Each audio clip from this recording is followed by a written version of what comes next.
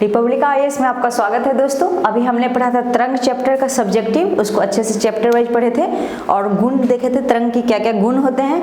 आज उससे संबंधित कुछ क्वेश्चंस हैं जो विभिन्न परीक्षाओं आईएएस पीसीएस में पूछे जाते हैं, सबको आज सॉल्व करते हैं। ठीक है दोस्तों, तो स्क्रीन पे आपको दिख रहा है किस तरह से। तो ये क्वेश्चन नंबर 1 हम देखते हैं। दीर्घ रेडियो तरंगे पृथ्वी की किस सतह से परावर्तित होती है? दीर्घ रेडियो तरंगे पृथ्वी के किस सतह से परावर्तित होती है? तो हमने देखा है कि किस सतह से परावर्तित होती है। तो ए देखेंगे क्षोभ मंडल, बी है आयन मंडल, सी है क्षोभ सीमा और डी है समताप मंडल। तो हमने देखा है कि दीर्घ रेडियो तरंगे या लघु रेडियो तरंगे सभी का गुण क्या है कि आयन मंडल से ही परावर्तित होती है। आयन मंडल में क्या हो जाता है? आयोनाइजेशन हो जाता है, आयन बन जाता है और रेडियो तरंगों को वो परावर्तित पुनः पृथ्वी पर कर देती है, जिस कारण से जो तरंगे हैं, जो टावर है आराम से पकड़ लेते हैं, रेडियो आराम से पकड़ लेते हैं और संचार का शुरू हो जाता है। तो इस तरह से दीर्घ रेडियो तरंगे जो है बी आंसर होगा कि आयन मंडल से प्रभावित होंगी। तो इसका आंसर क्या हो जाएगा दोस्तों? इसका आंसर हो जाएगा बी। इसका आंसर हो जाएगा बी। अब हम आगे देखते हैं। इसका आगे क्वेश्चन है कि आगे देखते हैं इसका क्वेश्चन कि कॉस्मिक किरणें जो होते हैं, कॉस्मिक किरणें वो आवेशित कण है, अनावेशित कण है, आवेशित तथा अनावेशित दोनों ही हो सकती है या उपयुक्त में से कोई नहीं। तो कॉस्मिक किरणें क्या है?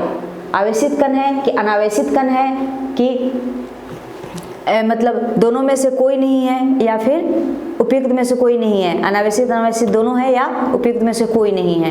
तो इस तरह से देखते हैं कि कॉस्मिक किरणें क्या है। तो हम देखते हैं कि कॉस्मिक किरणें आवेशित कण है। ठीक है, तो क्या हो जाएगा? इसका हो जाएगा आंसर ए हो जाएगा कि कॉस्मिक किरणें आवेशित कण है। ए हो जाएगा कि आवेशित कण है। अब हम देखेंगे आगे क्वेश्चन कि क्रिस्टल की संरचना जानने के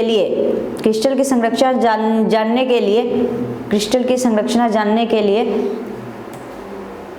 निम्नलिखित में से किसका प्रयोग किया जाता है? ये जो क्वेश्चन है दोस्तों, क्रिस्टल की संरचना में किसका उपयोग किया जाता है? ये जो है ए क्या है इसका कि गामा किरणें का प्रयोग किया जाता है, एक्सरे का प्रयोग किया जाता है, किसका प्रयोग किया जाता है, या यूवी किरणें का प्रयोग किया जाता है, दृश्य प्रकाश का किया जाता है। ये हम साइड में देखते हैं दोस्तों कि ये जो साइड में है वो बताता है कि आरएएस में एक क्वेश्चन पूछा है, मतलब राजस्थान का जो एडमिनिस्ट्रेटिव सर्विस है उसमें ये क्वेश्चन पूछा गया है कि क्रिस्टल की संरचना जानने के लिए किसका प्रयोग किया जाता है? तो क्रिस्टल्स की संरचना जानने के लिए प्रयोग किया जाता है एक्सरे किरणों का। जिस प्रकार से हड्डी में जो होते हैं, हड्डी में जो फ्रैक्चर हो जाते हैं तो कैसे जानते हैं? एक्सरे किरणों से। उसी प्रकार क्रिस्टल को भी एक्सरे किरणों से जानते हैं कि क्रिस्टल किस संरचना का, उसका विन्यास कैसा हुआ है। तो इस तरह से जाने, और इसको ग्राफी को क्या कहते हैं? क्रिस्टल के विज्ञान को पढ़ने के किताब को क्या कहते हैं? तो मणि विज्ञान कहते हैं या क्रिस्टलकी कहते हैं, क्रिस्टलोग्राफी कहते हैं। इस तरह से क्रिस्टल के परमाणु को, विन्यास को जानने के लिए एक्सरे का प्रयोग किया जाता है। ये क्वेश्चन जो है आपको आरएएस में 1998 ईस्वी में पूछा गया है। ठीक है, अगला क्वेश्चन है एक रडार जो शत्रु के वायुयान के, जो शत्रु देश हमारा है उसका वायुयान की उपस्थिति का पता लगाएगा कि पाकिस्तान जो है हमारा जहाज जो है मार तो नहीं रहा है या फिर हम पर आक्रमण तो नहीं करेगा, इसके लिए हम रडार से उसके जहाज को पहले ही मार देंगे।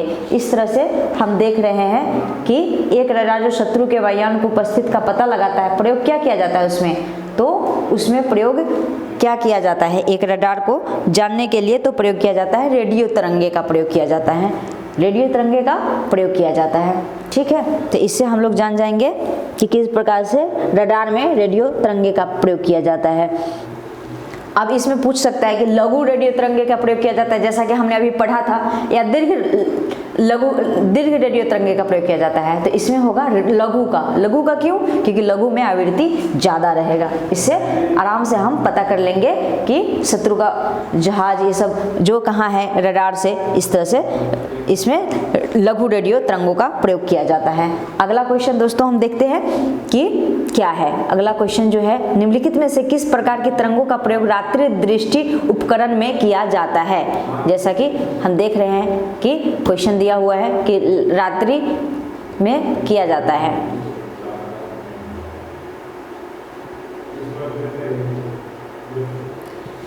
तो इसमें हो जाएगा रात्रि में करने वाला क्या होगा, तो अवरक्त तरंगे होगा।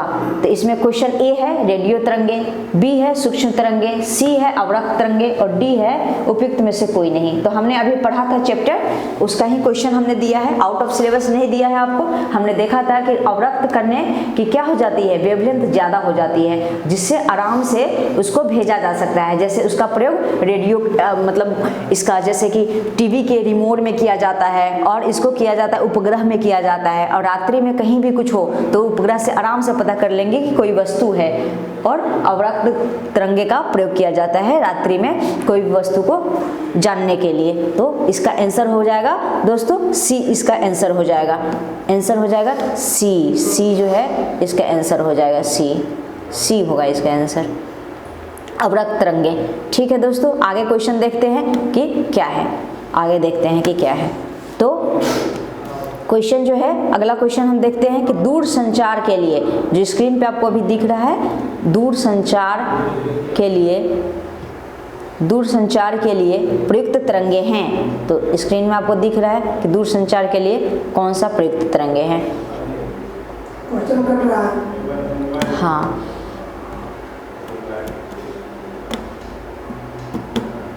तो दूर संचार के लिए होगा, ए है दिया हुआ दृश्य प्रकाश, बी है इंफ्रारेड, सी है अल्ट्रावायलेट और डी है माइक्रोवेव। तो दूर संचार के लिए कौन सा प्रयोग किया जाता है, तो इसका हम लोग देख रहे हैं कि दूर संचार के लिए माइक्रोवेव मतलब लघु तरंगे का प्रयोग किया जाता है। हमने देखा आयन मंडल में कितने प्रकार के हैं, लघु रेडियो तरंगे और दीर्घ रेडियो तरंगे। तो लघु और दीर्घ दो ही हैं। तो लघु जो हो जाएगा वो दूर संचार के लिए नहीं होगा, वो किसके लिए हो जाएगा, फिर कभी किसी चीज के लिए, मतलब कि वायुयान में रडार को पता करने के लिए, ये सब के लिए। और दूर संचार के लिए दीर्घ रेडियो तरंगे हो जाएंगे, या कह सकते हैं कि दीर्घ रेडियो या लघु रेडियो। अगर दोनों दिया हुआ है तो कभी कभी जैसे BBC न्यूज है तो वो लघु तरंगे में होते हैं, शॉर्ट वेव में किए जाते हैं। और बाकी सब हम लोग का, क्योंकि हम लोग इंडिया में ही प्रसारण है, तो क्या हम लोग का है दीर्घ है, या जो भी है इस तरह से अगर कहा जाए तो कहा जाएगा दृश्य प्रकाश तो नहीं होगा। अगर ऑप्शन दिया हुआ है तो इंफ्रारेड नहीं होगा, ए भी नहीं होगा, बी भी नहीं होगा, अल्ट्रावायलेट ए भी नहीं होगा, क्योंकि ये सब दृश्य प्रकाश के ही हिस्सा है। और माइक्रोवेव जिसको लघु तरंगे कहते हैं, अगर माइक्रोवेव लघु के दोनों प्रकार अगर दिए हैं तो दीर्घ भी हो सकते हैं, लघु भी हो सकते हैं। तो इसका ऑप्शन कुछ नहीं बच पाता है, तो डी होगा, माइक्रोवेव होगा। तो दूर संचार के लिए कौन सा होगा, माइक्रोवेव होगा। तो इस तरह से माइक्रोवेव जो स्पेक्ट्रम होते हैं ना, इस तरह से। तो BBC ने कौन सा स्पेक्ट्रम हमसे खरीदे हुए हैं, तो BBC जो खरीदे हुए हैं वो लघु तरंगे खरीदे हुए हैं। इस तरह से माइक्रोवेव हो जाएगा। और एक क्वेश्चन है, FM प्रसारण सेवा में प्रयुक्त होने वाले आवृत्ति बैंड का प्रसार जो होता है, प्रास जो होता है, जिसको कहते हैं ना कि प्रास कहाँ से कहाँ तक है, वो होता है तो कितना से कितना तक होता है, जिसको इंग्लिश में क्या बोलते हैं, रेंज। आवृत्ति बैंड का जो रेंज है वो कहाँ से कहाँ तक है, तो ए है 109 से लेकर 139 तक मेगाहर्ट्ज के मध्य। मेगाहर्ट्ज जो है आवृत्ति का मात्रक है इस तरह से। तो 109 से 139 क्या हो गया, ये ज्यादा हो गया। और FM क्या होता है, मध्यम में प्रसारित किया जाता है। अब है बी आंसर, बी जो है वो क्या है कि 54 से 75 मेगाहर्ट्ज के मध्य है, तो ये क्या हो गया, काफी छोटा हो गया। सी है 76 से 87 मेगाहर्ट्ज, ये क्या हो गया, ये थोड़ा बीच वाला हुआ। और डी जो है 88 से 108 है, तो ये क्या हो गया, ये अच्छा रेंज का हो गया। तो ये FM जो है भारत सरकार 88 से 108 के बीच में सबको दी हुई है कि आप ये खरीद सकते हैं और ये आप ले सकते हैं। तो इस तरह से जो हमारा जो आपने देखा होगा कि जो रेडियो एप्लीकेशन है जो हम मोबाइल में डाउनलोड करते हैं, या फिर जो रेडियो में ट्रेडिशनल रेडियो में हम देखते हैं, तो नहीं 88 से 108 के बीच हम लोग पकड़ाते थे चैनल को। और जो रेडियो जो है एप्लीकेशन के रूप में, उसमें भी हम देखे होंगे, आप अपने सब मोबाइल में देखिए 88 से 108 के बीच में है, जिसमें कि 93.5 FM किसका है? रेडियो मिर्ची का। इस तरह से 92.7 और इस तरह से अन्य चैनल, निजी चैनलों को भी ये सब एक स्पेक्ट्रम दे दिया गया है। और आकाशवाणी ने खुद के लिए क्या रखा है? तो 102। देखिए आकाशवाणी पड़ेगा, ये आकाशवाणी का जहाँ केंद्र है ऐसा बताता है, तो क्या है? 102 है। जहाँ दिल्ली केंद्र है, पटना केंद्र है या कहीं भी है तो बताएगा, तो 102 है। तो यानी 88 से लेकर 108 मेगाहर्ट्ज के बीच, यानी 20 का जो अंतर है, परास जो है, रेंज है, वो हमारा FM के लिए है। तो आंसर क्या होगा? डी,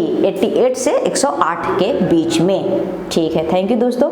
अब अगला देखिए चैप्टर में अगला कौन सा क्वेश्चन है FM प्रसारण में प्रयुक्त होने वाले के लिए। अब अगला क्वेश्चन इसी से संबंधित देखते हैं कि आंतों के रोगों के निदान में निम्न किरणों का उपयोग किया जाता है।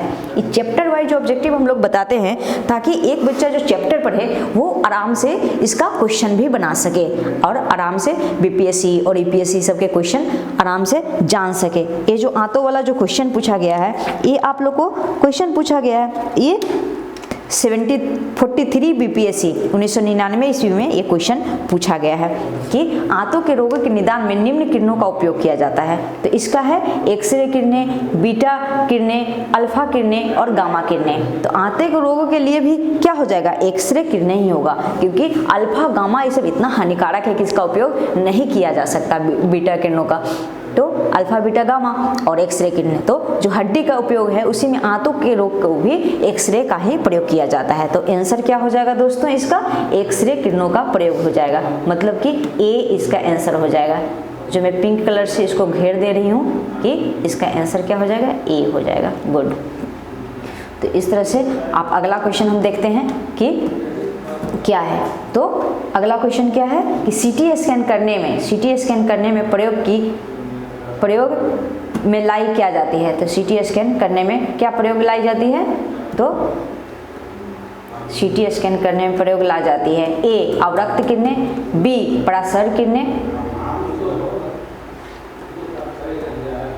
किरणें और सी दृश्य प्रकाश और डी एक्सरे किरणें। अवरक्त मतलब इंफ्रारेड रेज, परासर किरणें मतलब पारासोनिक मतलब अल्ट्रा रेज और दृश्य प्रकाश मतलब विजुअल रेज और डी एक्सरे किरणें। तो CT स्कैन जो हम लोग का उपकरण है जिससे बहुत सारे बीमारियों का इलाज किया जाता है CT स्कैन से। एक्सरे से ज़्यादा अच्छा इकाई होता है, CT स्कैन से ज़्यादा स्पष्ट होता है कि कैसे कौन सी बीमारियां हैं।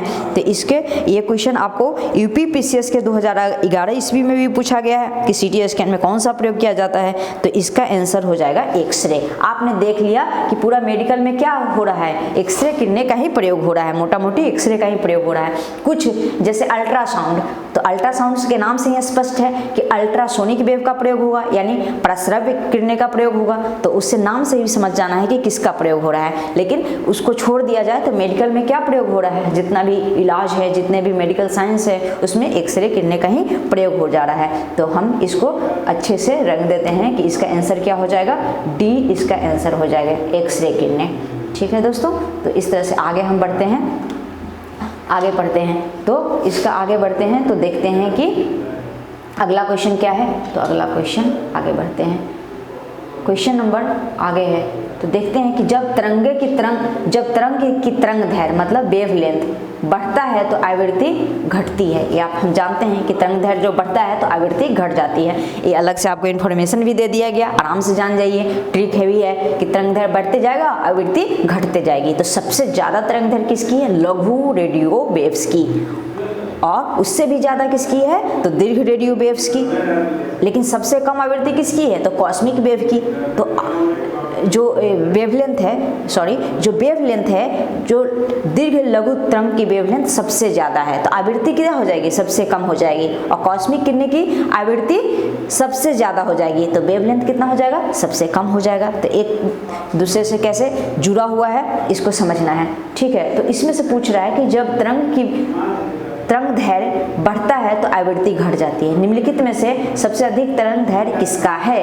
ए निम्नलिखित में से तरंगदैर्घ्य सबसे ज़्यादा किसका है? ए गामा किरणें का, बी कॉस्मिक किरणें का, सी लघु रेडियो तरंग का और डी अवरक्त किरणें का। तो तरंगदैर्घ्य सबसे ज़्यादा किसका हो जाएगा? लघु रेडियो तरंग का।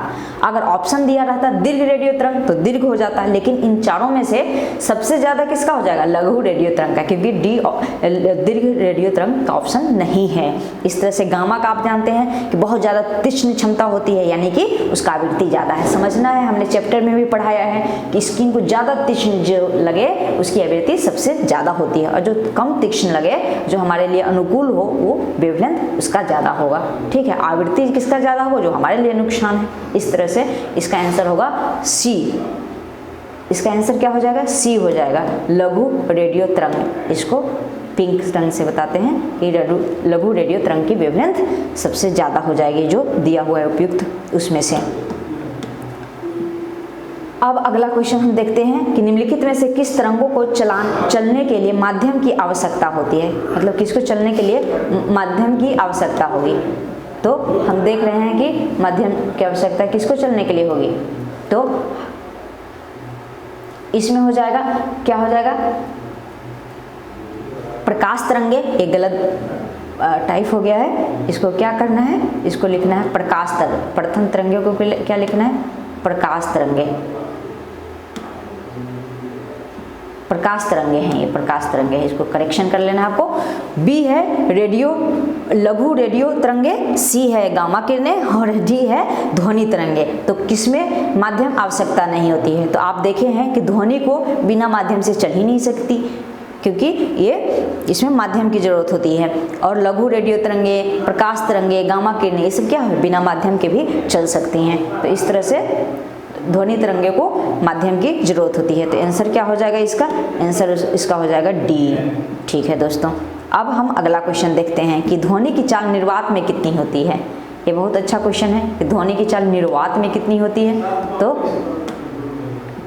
देख लेना है कि ध्वनि की चाल निर्वात में कितनी होती है। तो ए है 320 मीटर पर सेकेंड, बी है 330 मीटर पर सेकेंड,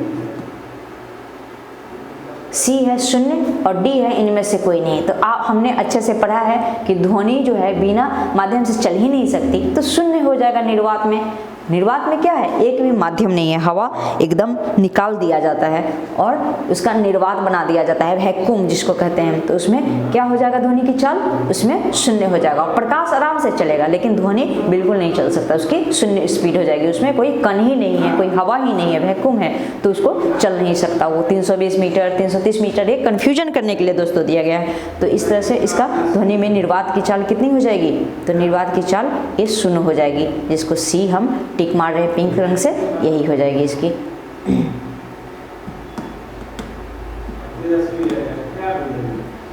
ठीक है, अगला क्वेश्चन देख लेते हैं दोस्तों कि विद्युत चुम्बकीय तरंगों में से कौन सा गुण नहीं है? विद्युत चुम्बकीय तरंग किसको कहते हैं दोस्तों? तो हमने चैप्टर भी पढ़ाया था, उसमें देख लेना चाहिए कि उसको अच्छे से पढ़ लीजिएगा, तो सारे ये सब आसान क्वेश्चन आराम से हो जाएंगे। कि विद्युत चुम्बकीय तरंग किसको कहेंगे? तो ये तरंगे प्रकाश की चाल से चलती है। बिल्कुल, सारे जो विद्युत चुम्बकीय तरंग है वो प्रकाश की चाल से चलती हैं, ये गुण है उनका। उसके बाद ये तरंगे ध्वनि की चाल से चलती है, बिल्कुल गलत है, ध्वनि की चाल से नहीं चलती है, प्रकाश की चाल से चलती है। 3 × 10⁸ मीटर पर सेकेंड, इतना ज़्यादा स्पीड होता है विद्युत चुम्बकीय तरंगों का। ये तरंगें उदासीन होती है, बिल्कुल सही है, उदासीन तो होती है, लेकिन ये विद्युत ध्वनि की चाल से नहीं चलती। और केवल सी, तो बिल्कुल केवल सी जो है इसके गुण नहीं है कि ये तरंगें ध्वनि की चाल से चलती है, गलत है, ये गुण नहीं है। तो इसका क्या आंसर हो जाएगा? केवल सी। तो इसका आंसर हो जाएगा केवल सी। तो इसमें से पिंक रंग से कर लेते हैं, केवल सी। ठीक है दोस्तों, तो अगला क्वेश्चन देख लेते हैं कि क्या है। तो इस तरह से हमारा ये कंप्लीट भी हो जाता है। टोटल हमारे पास बहुत सारे क्वेश्चंस हो गए, तो इस तरह से हमारा ये कंप्लीट होता है दोस्तों। और फिर अगले क्लास में मिलते हैं फिर। ओके, ध्यान रखिए अपना।